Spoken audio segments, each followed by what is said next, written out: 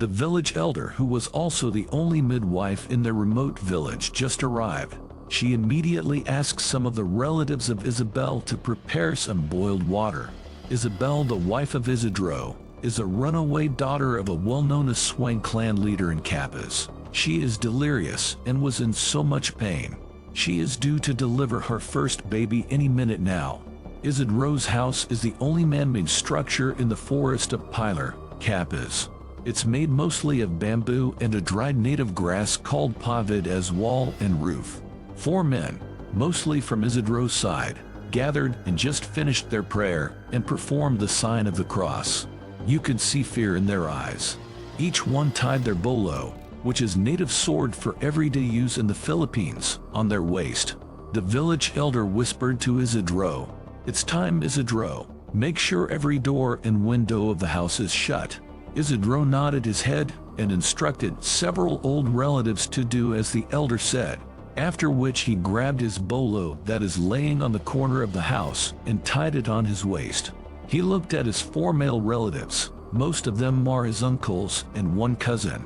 His cousin looked at him nervously and nodded his head. The 4 started walking out of the house. Some of the young lady relatives were crying while looking at the men. A few of the older women performed signs of the cross and raised their hands afterwards. They whispered, "May God help us," but their voice was completely drowned by the wailing of Isabel. Nando, Isidro's uncle, who was one of the 4 who stepped out of the house, patted his son, Isidro's cousin, on the shoulder. "Be strong for our sake." Nando motioned his son to go to his designated position. Each one of the 4 went to the 4 corners of the small house, while Isidro, who closed the main door, unsheathed his bolo and stood guard in front of the door. All of the men drew their weapons. One by one, they started seeing dozens of fiery eyes on the surrounding trees and tall grasses. The night was filled with the sound of death. No one survived that night. The Aswangs feasted on their victims' flesh. Rowena, a lovely 17-year-old girl, turned on the radio and placed it under the mango tree. She immediately began counting 5, 6, 7, 8 with her dancing steps when she heard the popular dance music Macarena. Her lovely and graceful form astonished a stranger who was seeing her dance. As she was doing some hand rotations as well as head and shoulder touches, she became aware that she was being watched. It gave her pleasure, so she swayed her hips and hopped a quarter turn as she followed the steps of the dance track. "What are you doing?" her uncle exclaimed. "I told you to sweep the yard." Rowena turned off the radio and took the broom and started sweeping the yard. Her uncle turned to the stranger and gave the guy a menacing gaze. When the man noticed his eyes had turned completely red, he bolted in dread. Her uncle took the radio and turned it on and switched it to the AM station for some news. Organizers of the Aswang festival will meet with local and church officials today to settle disputes about the project, which will take place at the end of October this year, a news reporter stated. The first Aswang festival, held in 2004, attracted a lot of backlash from the local church, which vehemently opposes the belief in supernatural creatures. The organizers, on the other hand, defended the festival's idea. The festival, they say, aims to change people's perceptions of Kappas as the home of Aswang by recognizing it as a myth and, perhaps, erasing the stigma associated with the word. Her uncle was enraged, saying, "These people are making a mockery of our clan." He then left the scene, leaving Rowena alone. She also continued listening to the news as she also wanted to remove the stigma to the Kappazan.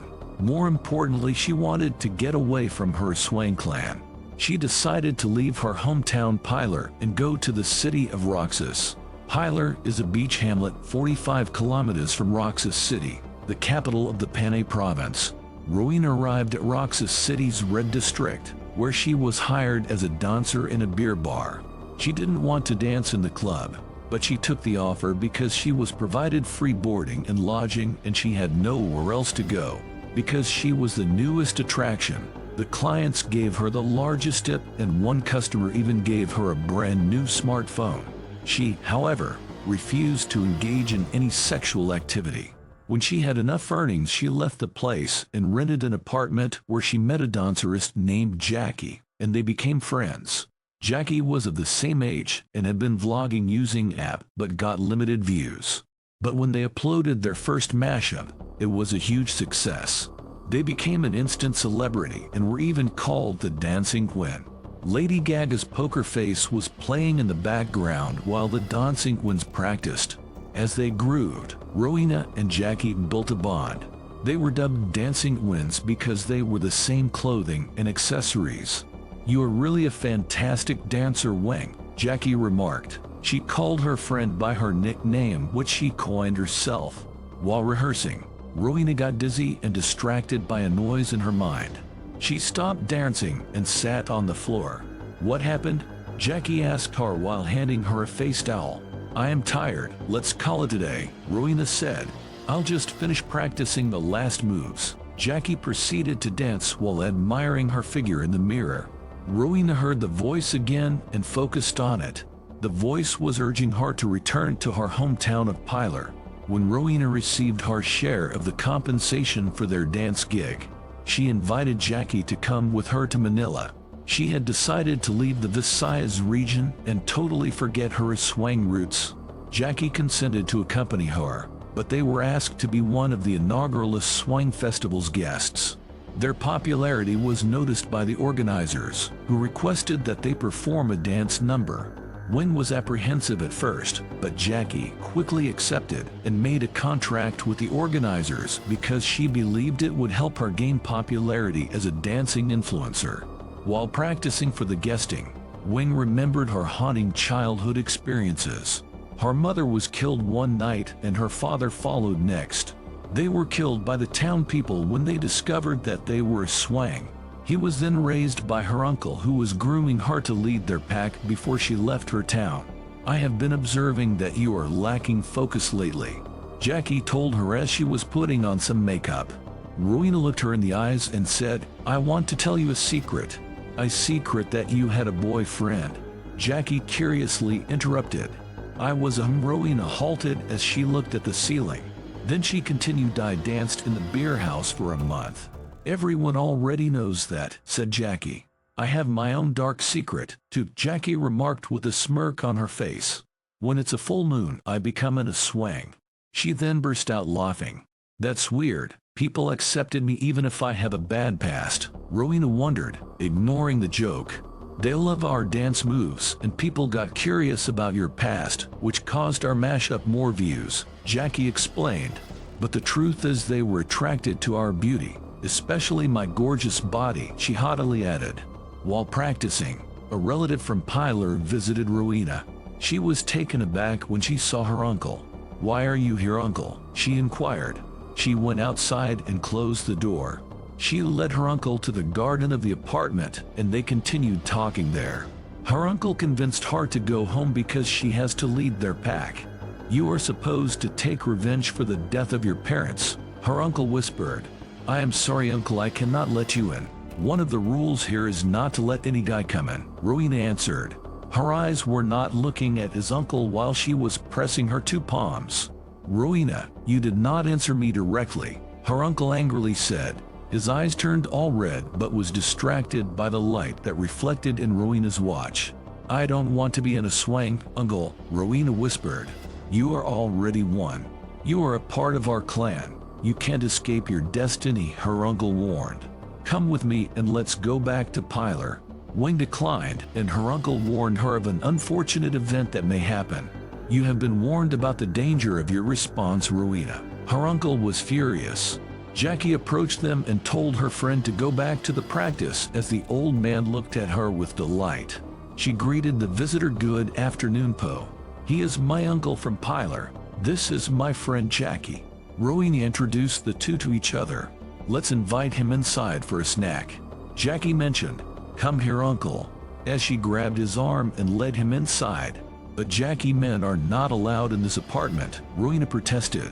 "Wang, he is your uncle, and if I am not mistaken he traveled for hours just to visit you," said Jackie as she opened the door and let the old man in. She prepared some juice and a sandwich and served it to the visitor who was sitting on the sofa. "Just relax there, uncle. We are finishing our content for a dance app and we want to meet a deadline." Then she turned to her friend and asked her to continue the dance rehearsal. They continued dancing while Rowena's uncle was watching. He later stood up and asked permission to use the restroom, then he quickly left without informing the two. Jackie was surprised why Rowena's uncle left. "Is he going back home to Pilar?" she asked. "I don't know. Maybe he has some friends here in the city." Rowena answered. "Why did he leave without saying goodbye?" Jackie wondered. "Maybe he doesn't want to disturb our practice." Rowena answered as she went to the gallery of her phone to check their video to be uploaded in the dance app. Wing was surprised by seeing her uncle in the background of their dance video licking his tongue looking at Jackie. She immediately deleted it. "Oh my, I accidentally deleted the video," Rowena exclaimed. "No worries, I have my own copy," Jackie stated. "I will edit and upload later. Do you want a barquillos and a mango shake?" Rowena simply shook her head and asked, "Can I borrow your phone?" as she took her friend's smartphone and plopped down on the couch. It was already 4 in the afternoon when the parade of the Aswang festival started. People both young and old lined up on both sides of the street. The sun was still high, so an umbrella is not an uncommon sight. 2 teenagers were in front of the parade holding an arc with the words saying "Viva Pescadero" on it. Closely following them are a group of students that are dressed in bloodied white dress and disheveled hairs. They started dancing to the bang of native drums, where the beats are closely associated with the notorious clan of Aswangs in the island. The crowd suddenly shouted in excitement when Rowena and Jackie appeared. They are, after all, the main attraction in this event. Both of them waved and smiled at the crowd when Rowena noticed her uncle alongside a few of their known relatives scattered among the crowds. She pretended that she did not notice them as she saw her uncle pointing to her friend Jackie while saying something to his companions. Rowena assumed that whatever they were planning, it certainly involved her friend Jackie. In her mind, she is determined to do everything she can to protect her best friend. Rowena was somewhat relieved as the day came to a close without too many happenings. She was on edge the whole day because she knew that her Aswang clan is up to something sinister. That night in their apartment, she asked Jackie to switch clothes, watch, and necklace.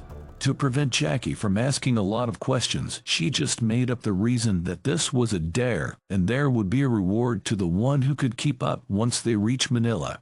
It was almost evening when Rowena woke up. She checked Jackie in the other room and saw she was already asleep. Rowena went to the kitchen to fetch some salt and sprinkled it in front of Jackie's door. She also wiped vinegar on Jackie's window. These are elements that are known to repel Aswangs according to tradition. Since Rowena's birthright was not transferred to her yet through their clan's ritual, she was not bothered with salt and vinegar. She quickly went back to her room and slept. Around 3 o'clock in the morning, there was something scratching on their front door. There were 2 black dogs that were trying to enter their apartment. Not long after, a lone native pig joined the dogs, but this time, the pig slowly transformed into Rowena's uncle. The 2 dogs beside him did the same. They were able to silently pick the lock in front door. They entered and first went to Jackie's room. However, the salt that was sprinkled into the doorstep was preventing them from entering. Frustrated, they moved into the next room where Rowena is. They were delighted to see Jackie's watch, which was strapped on Rowena's left arm. Her arm was protruding outside the blanket and was hanging on the side of the bed. Bloodlust could be seen on the eyes of the 3. It was as if their eyes were on fire. Rowena's uncle unsheathed a bolo sword on his waist. He raised it above his head and with one swoop, he decapitated Rowena. Blood spattered everywhere as Rowena's head rolled on the floor. The 3 men bathed in the blood and went on a feeding frenzy. They spread their arms wide and started to transform into their demon-like appearance. Their tongues started to grow and proceeded to drink Rowena's blood, using it like a straw. They were jumping in a frenzy and couldn't contain their lust for blood. It was at this moment that Rowena's uncle noticed their victim's head that rolled beside his right foot. When he looked closely, he realized that they made a mistake and killed Rowena instead. He was so angry that he killed his 2 companions by removing their hearts from their bodies. Rowena's uncle left and vowed vengeance to the townspeople. The next day, the week-long festivities continued until sundown. Rowena's uncle, including all of the adults in their clan, infiltrated the festival. They positioned themselves on exits, passageways, and on every strategic location. It was 7 o'clock when they changed into their demon-like form and started murdering everyone on sight. The number of deaths that night and the manner of brutality that was done to the mutilated bodies prompted the local government to stop the Aswang festival altogether. There was a massive cover-up and news blackout on the incident. Though there's one story that persists about that day until today. It's about how 3 bodies were found next to each other. One of them is believed to be that of Rowena, who was decapitated, and 2 dogs with their hearts removed from their bodies. Jackie was never seen nor heard from again after that day.